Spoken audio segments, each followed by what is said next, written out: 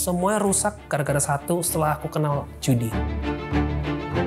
Kena judi, mulai stres karena duit mulai habis. Kalau kalian terbesar tuh kayak proses ya. Tiba-tiba lebih banyak. Berapa ratus juta lah pokoknya intinya kalahnya, minusnya. Saya jujur merasa penasaran gitu. Momen saya datang ke gereja, saya shock. Ini menyembah Tuhan tapi kok kayak konser gitu. Saya masih banyak memaki-maki dalam hati saya gitu. Oh rasanya kepercayaan yang saya percaya itu jauh lebih baik deh.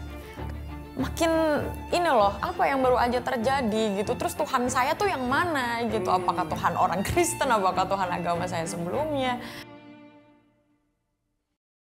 Sahabat, pernahkah kamu merasa kekosongan di dalam hati? Padahal semuanya terlihat baik dari luar. Pekerjaan berjalan lancar, rutinitas terlihat baik, namun ada kegelisahan di dalam hati yang tidak bisa dijelaskan dengan kata-kata. Bukan karena kurangnya harta atau tidak adanya cinta, namun arah hidup yang tidak jelas. Tujuan mulai kabur dan harapan hidup menjadi pudar. Pada akhirnya kita membuat keputusan yang membuat kita terjebak di dalam kondisi yang salah. Sama seperti sahabat kita yang satu ini, ia terjebak judi online hingga ratusan juta. Pada akhirnya ia harus berhutang kepada temannya dan bahkan kepada bandar judi. Penasaran dengan kisahnya? Mari kita saksikan kisah yang berikut ini.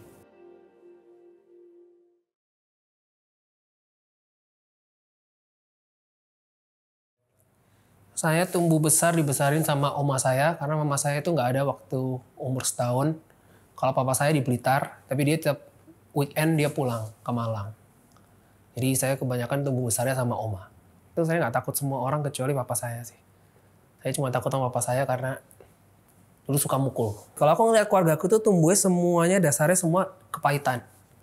Pusatnya, even omaku pun punya kepahitan. Papaku pun juga kayak punya kepahitan. Akhirnya nurun lagi ke aku sama.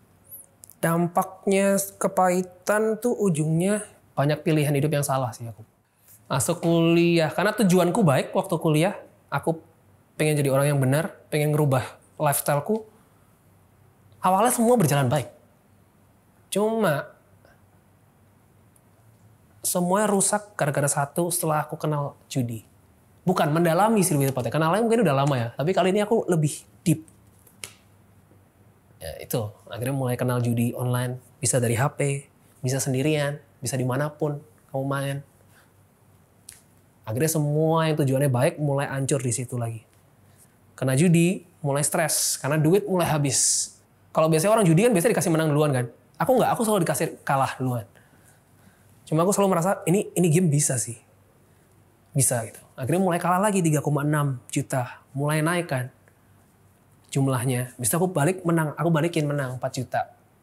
Akhirnya bisa balik. Nah di situ kayak ada sombongnya itu kan. Fix bisa nih game ini. Selama kita sabar. Aku selalu merasa selama kita sabar semuanya aman bisa. Aku selalu merasa seperti itu. Dan akhirnya sempat kalah yang tidak pernah balik. Ngebet terbesar tuh pernah 25 juta.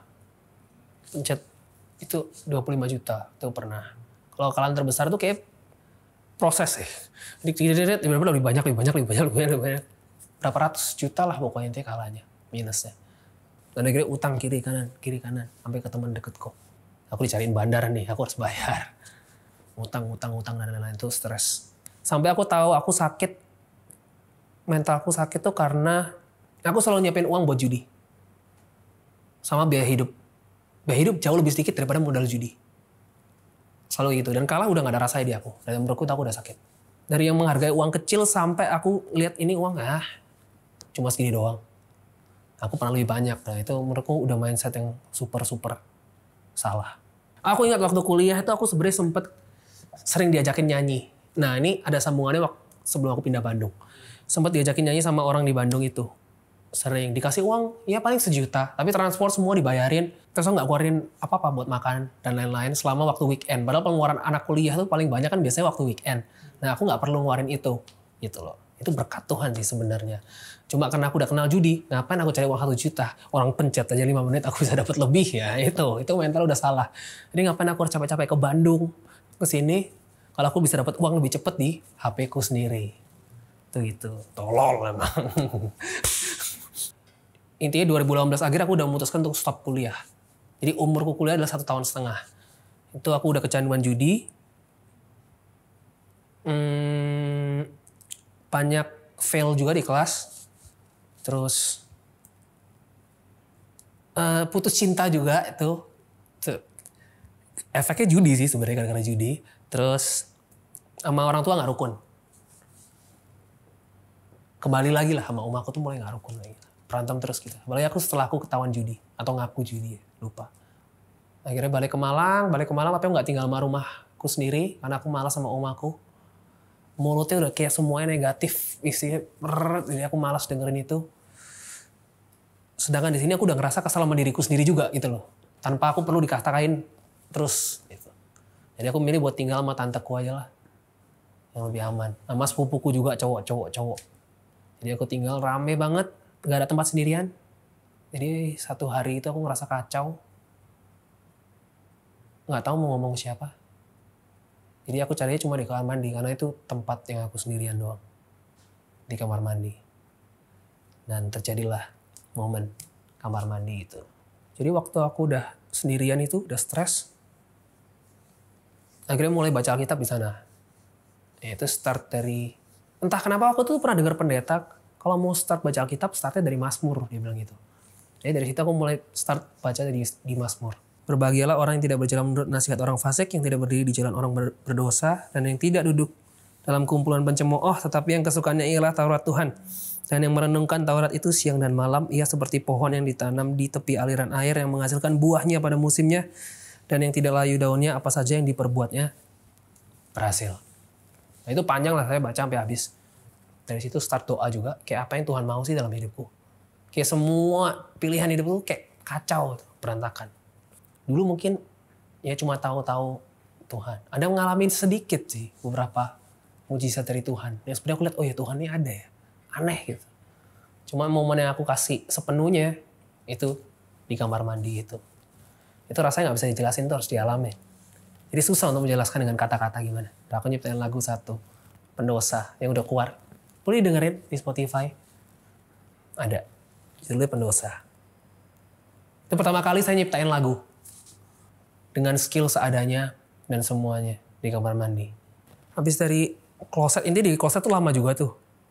Terus pindah yaudah mandi, terus nyanyi aja. Karena aku percaya kau selalu mendengar cerita anakmu yang meminta tolong. Aku merasa kayak banyak doa aku lumayan dijawab sama Tuhan sih. Aku menolak untuk ikut Tuhan. Aku tetap milih buat apa yang aku sukanya aku lakuin. Jadi ngikutin dunianya aja. Akhirnya makin miring-miring, makin kacau, baru berserah sepenuhnya di kamar mandi. Itu full yang aku nyerahin karena itu udah kayak nggak ada masa depan aja. Aku ngeliat aku cowok yang nggak punya masa depan. Hopeless. Cuma dari situ aku mulai janji, aku mau baca Alkitab start from Januari, aku bilang gitu. Itu full nyerahin diri ke Tuhan juga. Di situ aku baptis. Agustus kalau nggak salah. Aku lupa bulannya apa. Dan itu baptis kedua aku kalau kalian tahu. Baptis pertama aku, itu waktu aku SMP, om aku ulang tahun, aku disuruh baptis. Yang walaupun menurutku itu gak ada gunanya sih. Gitu. Cuma yang kedua itu adalah pilihanku sendiri. Buat baptis. Awalnya aku merasa tidak ada bedanya. Tapi setelah itu, tiap aku mau ngelakuin kebiasaan-kebiasaanku yang lama, anehnya aku deg-degan. Ini aku paling kerasa, kenapa aku deg-degan sekarang gitu loh. Kayak mentalku mulai cemen nih, aku merasa gitu. Tapi namanya cowok tetap gas. Deg-degan pun hajar. Sampai kira lama-lama deg-degan itu mulai hilang lagi. Mulai ya kayak balik kehidupan, namanya baru lahir baru ya, masih anak kecil gitu rohnya. Jadi ya masih ngelakuin habit-habit yang lama lagi. Masih judi lagi juga. Walaupun berhenti 2 bulan, jatuhnya sebulan ketiga. Ini orang nggak tahu nih. Tapi orang tahu cuma aku jatuh aja. Lagi kena judi. Malah di 2 bulan itu aku udah mencoba untuk kayak stop, jatuh lagi. Mulai main lagi sama teman-teman di Malang, banyak teman. Mulai main judi lagi, dan bahkan sampai jadi bandar. Karena menurutku lebih cuan kalau jadi bandar. Dan akhirnya memutuskan untuk pindah ke Jakarta. Karena aku di Malang merasa kayak benalu. Semua cukup, mobil ada, makanan ada, semua ada. Kehidupan cukup. Tapi Jadi Jawa tetap nggak ada masa depan. Jadi aku merasa aku harus hidup susah, stres, gimana mikirin dapat uangnya. Jadi aku harus pindah ke Jakarta. Itu aku doa loh padahal, mau ke Jakarta. Tuhan saya mau doa, di Jakarta ini boleh atau enggak, diizinin atau enggak. Ini yang Tuhan jaga aku banget sih menurutku. Waktu aku memilih buat jadi bandar itu di akhir-akhir bulan. Itu bentar doang kok, sebulan. Sebulan nggak sampai kayaknya. Di Jawa Timur banyak yang ketangkep karena judi. Dan di situ aku juga dicari sih. Tapi hebatnya adalah aku udah di Jakarta. Itu yang kayak aku amazed. Di situ aku total stop dari judi. Kayak dijagain aku sama Tuhan. Bener-bener dijaga gitu. Kalau bukan karena Tuhan, karena siapa lagi? Padahal sebrengsek itu loh aku. Senakal itu. Masih ngelakuin hal yang sama, tapi tetap dijagain. Yang itu aku amazed. Momen itu aku berhenti judi. Ya, susah banget, butuh proses. Doa juga mati-matian loh, aku mau berhenti judi. Even aku masih jatuh lagi, aku doa juga, aku pengen berhenti. Aku pengen stop gitu loh. Dari hidup yang hancur karena hutang akibat judi online, akhirnya kini ia menemukan satu tujuan hidup yang baru ketika ia berserah dan membiarkan tangan Tuhan menolong hidupnya. Kalau hari ini kamu sedang mengalami hal yang sama, kamu terjerat hutang karena judi online atau hutang karena kebutuhan ekonomimu dan kamu rindu untuk didukung di dalam doa, kamu bisa menghubungi nomor yang di bawah ini. Ini adalah nomor layanan doa dan konseling Cahaya Bagi Negeri. Kami siap untuk mendengarkan cerita kamu dan mendukung kamu di dalam doa. Kamu tidak perlu melewatinya sendirian. Segera hubungi kami tunggu ya. Sahabat, setiap orang memiliki pergumulan yang berbeda. Ada yang bergumul karena jatuh di dalam kesenangan duniawi seperti judi online. Ada pula yang bergumul dalam batinnya ketika kebenaran yang ia temukan bertentangan dengan kebenaran yang selama ini diajarkan kepadanya. Ia ditolak, dijauhi, bahkan mengalami ancaman dan merasa sendiri ketika memilih hidup yang baru. Penasaran dengan kisahnya? Mari kita ngobrol dengan dia. Sahabat Solusi, hari ini saya kedatangan seorang tamu spesial yang akan menceritakan perjalanan imannya.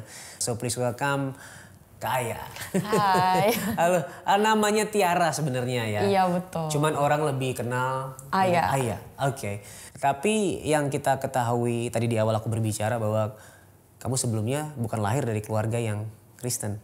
Nah, kamu tumbuh dalam keluarga yang seperti apa sebenarnya sih? Keluarga saya secara keimanan mereka kencang, sangat kencang. Okay. Bahkan pada saat dulu saya sempat beribadah langsung ke tempat yang memang didedikasikan mereka sebagai tujuan beribadah. Dan dari situ keluarga-keluarga lain memandang keluarga saya itu cukup terpandang dalam hal agama. Oke. Nah, bagaimana pertama kalinya kamu pada akhirnya kok ada sedikit ada panggilan nih untuk mengenal Tuhan Yesus atau Tuhan yang benar gitu? Jadi ceritanya saya mau bawa ke tahun 2021. Pada saat itu saya masih berada di hubungan lama saya. Dan kebetulan pasangan saya itu, mantan saya itu adalah orang Kristen. Oke. Dan berkali-kali dia ajak saya untuk ke gereja, tapi bukan dengan paksaan. Kalau misalnya kamu mau, ayo kita datang ke gereja. Tapi no pressure, nggak ada tekanan. Kalau misalnya nggak, ya nggak apa-apa. Dan pada saat itu jujur saya tuh orang yang punya prinsip sendiri gitu. Saya selalu tahu nggak tahu kenapa Tuhan tuh desain saya sebagai ada rebellious heart di dalam hati saya untuk kayak ada sesuatu yang jauh lebih besar, ada sesuatu yang jauh lebih pasti membuat saya tuh free gitu loh, bebas dan damai dalam hati, dan yang itu yang nggak saya temuin sebelumnya. Okay. Nah, tibalah suatu ketika pada saat itu saya masih berkuliah di Moskow, di Rusia. Tiba waktu ujian bener-bener itu udah momen di ujung tanduk ya, entah antara saya akan lulus ataupun saya akan selesai. Dan kalau misalnya saya selesai, saya membuang 3 tahun dengan sia-sia, saya yang saya usahakan. Jadi di situ saya bener-bener ngerasa terpuruk jujur aja, kayak aduh kalau misalnya aku nggak lulus satu exam ini, saya akan ngehilangin semua 3 tahun yang sebelumnya. Dan pada waktu itu seminggu menjelang ujian, mantan saya selalu memutar worship musik.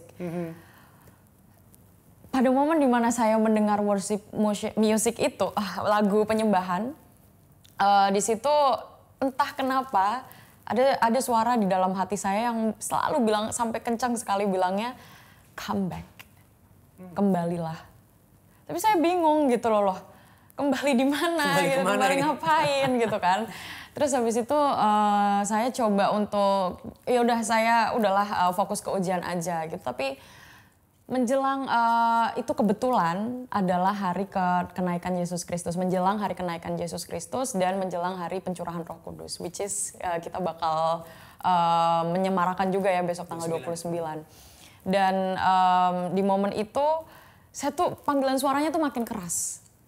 Tibalah hari Minggu di mana itu waktunya beribadah. Saya nggak pernahnya bilang iya karena saya selalu percaya, punya prinsip sendiri gitu. Saya selalu kayak ngerasa kencang pokoknya. Hati saya tuh lembut gitu loh untuk kayak mengerti kenapa ya saya selalu mendengar suara comeback ini. Karena sebenarnya saya ceritakan juga ke dia. Mungkin itu panggilan gitu. Gimana kalau misalnya kamu mencoba untuk memperdalam apa yang sebenarnya kamu percaya. Malah dia yang meminta saya untuk memperdalam apa yang agama saya percaya gitu. Tapi nggak tahu kenapa di hari Minggu itu tuh saya terpanggil, oke lah saya datang ke gereja. Saya masih ingat banget itu ada pastor didatangkan, dia dari Amerika dan di situ dia prophesying, mengatakan kata-kata profet, bernubuat tentang Tuhan, bernubuat tentang bagaimana kebaikan Tuhan dan segala macamnya itu, dan kebetulan nubuatannya adalah tentang Holy Spirit atau Roh Kudus. Saya jujur merasa penasaran gitu. Momen saya datang ke gereja, saya shock. Ini menyembah Tuhan tapi kok kayak konser gitu. Saya masih banyak memaki-maki dalam hati saya gitu. Oh, rasanya kepercayaan yang saya percaya itu jauh lebih baik deh. Kayaknya saya udah mempercayai sesuatu yang benar gitu. Saya memaki-maki dalam hati saya kayak oke. Ngelihat orang lain menyanyi, berdoa, saya ngerasa ini aneh gitu loh. Ngerasa kayak apa deh gitu.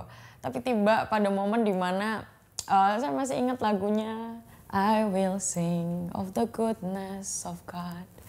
Saya akan bernyanyi untuk kebaikan Tuhan. Di situ saya ngerasa terbangun. Saya bangun di situ, saya ikut bernyanyi karena saya merasa nggak ada yang bakal saya rugikan gitu loh dari bangun dari kursi saya gitu. Saya bangun, tangan saya menyembah seperti ini, dimana saya nggak tahu kenapa tangan saya juga melakukan seperti itu gitu. Saya terus menyanyi, terikut dengan suasana di gereja, dan saya rasakan kedamaian yang betul-betul ada sesuatu dalam hati saya yang membuat saya tuh ngelihat, wah ini momen dimana saya nggak harus membuktikan diri saya, tapi saya mendapatkan kedamaian. Ketika pada akhirnya kamu berdiri dan sepertinya ada suatu hal yang membuat kamu mengangkat tangan dan ikut bernyanyi menyembah Tuhan, ada yang berubah nggak di hati? Tadi kan awalnya katanya bertanya-tanya, mungkin kamu bilang memaki-maki ya, ini ngapain sih, ini ibadah seperti apa? Ada yang berubah nggak waktu itu? Wow, makasih banyak pertanyaannya ini bener-bener momen dimana saya merasa Tuhan itu ada, karena di momen itu saya pertama kali merasakan yang namanya surrender atau menyerahkan diri gitu. Karena saya kalut dengan realita hidup saya pada saat itu, dan di mana perkuliahan saya itu adalah harapan besar keluarga kan, karena semua mata melihat ke saya kuliah di tempat yang prestige gitu, dan kalau fail, gagal itu artinya malu untuk semuanya gitu. Dan momen di situ saya cuman bilang, oke, take my heart, ambil hatiku, aku berserah. Saya angkat tangan, dan di momen saya bilang aku berserah, itu saya ngalamin yang namanya lawatan Roh Kudus. Pada saat itu saya nggak tahu kalau itu adalah lawatan Roh Kudus. I spoke in tongue, atau saya berbicara dalam bahasa roh. Saya nggak tahu itu bahasa apa, saya nggak tahu itu omongan apa, tapi yang jelas pikiran saya damai banget. Kayak nggak ada lagi apapun itu yang saya pikirin. Dan dalam kedamaian itu, dalam perubahan hati saya yang awalnya saya memaki-maki, tiba-tiba saya bilang aku berserah, take my heart. Saya berbicara bahasa roh itu, dan sambil saya berbicara, saya tuh bingung apa yang terjadi gitu. Dalam hati saya bergejolak, tapi lidah saya selalu merapal-rapalkan bahasa roh. Saya nggak ngerti apa yang terjadi, tapi di momen itu saya ngingetin diri saya sendiri, ayah surrender, berserah gitu. Jadi ada suara yang kayak ayah surrender. Terus pada saat itu tiba-tiba saya dapat sebuah visi. Dalam visi saya, dalam pandangan saya ada cahaya yang begitu terangnya, sangat terang sampai saya tersungkur, sampai saya kneeling down, bertekuk lutut karena cahayanya saking terangnya. Dan saya ingat banget saya dibawa dalam goosebumps saya merinding, dibawa ke padang pasir ya. Tapi padang pasirnya nggak panas sama sekali. Dan di depan saya tuh ada cahaya terang banget tapi nggak panas. Rasanya kayak gini, dingin, sejuk gitu. Dan pada saat itu saya langsung, pada saat saya tersungkur dalam kanan kiri saya, di mata saya kanan kiri, itu ada scene atau kilas balik. Kayak layar-layar yang nunjukin di mana momen itu tuh saya sendirian. Saya nggak pernah ceritain momen itu ke orang lain. Itu cuman saya keep ke diri saya sendiri dan itu adalah momen di mana saya tuh jengkel sama Tuhan. Saya ngerasa kenapa sih kita tuh harus merasa menyembah gitu. Kenapa sih kita harus, aku harus ngelaluin semuanya sendirian gitu. Bahkan karena saya sebelumnya tinggal di Rusia tuh saya tidak tinggal dalam lingkungan yang religius gitu. Jadi kebanyakan orang Rusia seperti yang kita tahu mereka tidak percaya dengan Tuhan. Saya sempat ada momen nggak percaya sama Tuhan dan itulah momen yang terus-terusan diulang gitu. Momen dimana saya sendiri, saya merasa nggak ada yang ngebantu, saya merasa dendam lah dengan semua ide keagamaan gitu. Terus di momen itu sembari saya ngelihat kilas balik ini ada suara yang terdengar jelas di hati saya, I was there with you. Aku selalu berada di sana bersama kamu. Di momen itu saya ingat banget dalam hati saya minta ampun. Ya Tuhan, saya minta ampun atas segala yang saya lakukan, atas segala hal yang saya lupakan bahwa Engkau ada, atas segala hal yang mungkin tidak pernah saya lihat tapi Engkau selalu ada di sana, Tuhan. Oke, ya. Itu kan cerita yang cukup panjang ya, tapi aku pengen denger secara proses detailnya itu gimana pada akhirnya. Kan pada awalnya kan berkata Tuhan yang menciptakan aku. Pada akhirnya gimana bisa tercetus satu nama Yesus Kristus di dalam hidup kamu? Dengan proses. Jadi setelah saya doakan itu, saya mulai fokus lagi sama kehidupan saya yang sebelumnya saya ceritakan ada ujian segala macam. Ujiannya gimana by the way? Lulus. Puji Tuhan lulus. Terus ya saya jalani kehidupan saya seperti biasa. Tapi hati saya tuh selalu terpanggil. I want to know God more. Saya ingin tahu Tuhan lebih lagi. Dan dari situ saya mulai rutin datang ke gereja tapi dengan keadaan diam-diam. Gitu. Jadi saya pilih gereja yang ada di mall. Oke, ini berarti sudah pulang ya ke Indonesia? Iya, itu udah ada di Indonesia. Saya pilih gereja di sebenarnya pada saat lawatan itu juga saya di Indonesia, tapi jadi saya ambil ujian itu online. Gitu. Terus saya izinnya ke orang tua saya pada saat itu saya mau nge-mall aja gitu karena saya belum berani membicarakan tentang iman saya. Dan ya di mall saya selalu mampir ke gereja, ingin mengenal Tuhan, datang ibadah gitu. Dan dari situ Tuhan pertemukan saya dengan orang-orang. Jadi dari gereja kan ada yang komsel, ada connect group gitu ya. Saya ingin mengenal Tuhan lebih dalam lagi gitu. Dan kebetulan mantan saya ini keluarganya tuh kebanyakan adalah gembala. Jadi saya sempat berkonsultasi juga dengan om dia gitu. Itu juga sangat membantu saya dalam proses saya mengenal Tuhan. Hati saya tuh kayak dilembutin aja gitu, kayak ngikut aja. Walaupun saya tadi bilang ya, saya tuh agak rebel. Dalam keluarga saya tuh pun mama saya tuh selalu bisa ngelihat you are always different, kamu tuh selalu berbeda gitu. Dan di momen itu meskipun saya rebel, selalu ada soft spot buat Tuhan. Dan ya dengan orang-orang itu nggak semuanya orang tuh mau mengajarkan saya tentang kasih memang, tapi prosesnya memang berliku-liku. Saya harus diam-diam ke gereja, saya diam-diam beli Alkitab, dan saya decide untuk tinggal sendiri pada saat itu supaya saya lebih punya keleluasaan. Waktu masih rumah saya kan keluarga saya belum tahu kalau saya sudah pindah ke Kristen. 2021 saya spontanitas, tiba-tiba saya bilang seperti ini, aku terpanggil untuk dibaptis. 2021 Oktober saya dibaptis. Aku pengen tanya satu, bagaimana kamu sekarang memandang Yesus Kristus? Wah, He's my everything.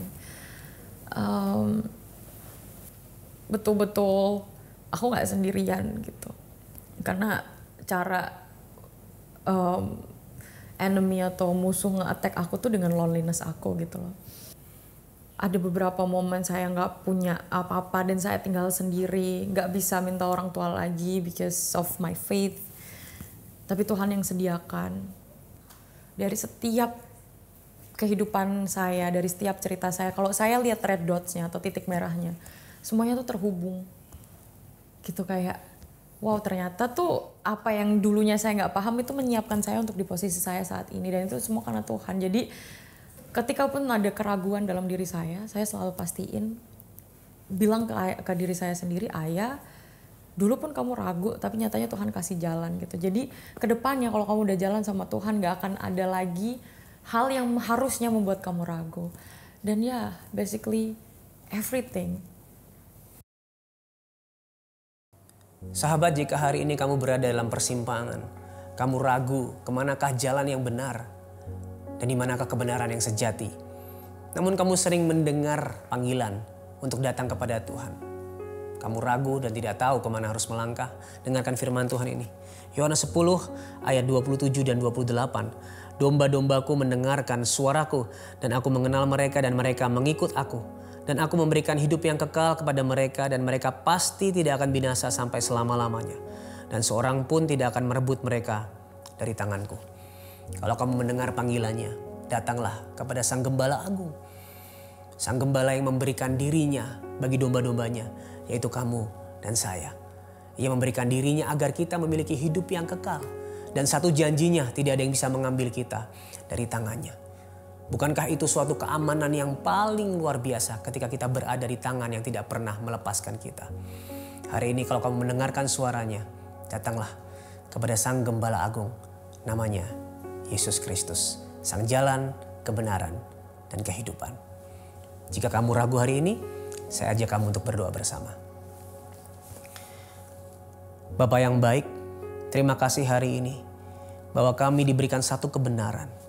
Bahwa satu-satunya jalan, kebenaran, dan kehidupan ada di dalam Putra-Mu yang tunggal, Yesus Kristus. Hari ini ketika Yesus Sang Gembala Agung yang mengorbankan dirinya itu memanggil kami mendengarkan dan kami datang sebab kami menerima panggilan yang tidak dapat kami tolak. Terima kasih buat keselamatan yang sejati, damai sejahtera yang sejati, sukacita yang sejati, kehidupan kekal di dalam Yesus Kristus bagi kami yang percaya kepadanya.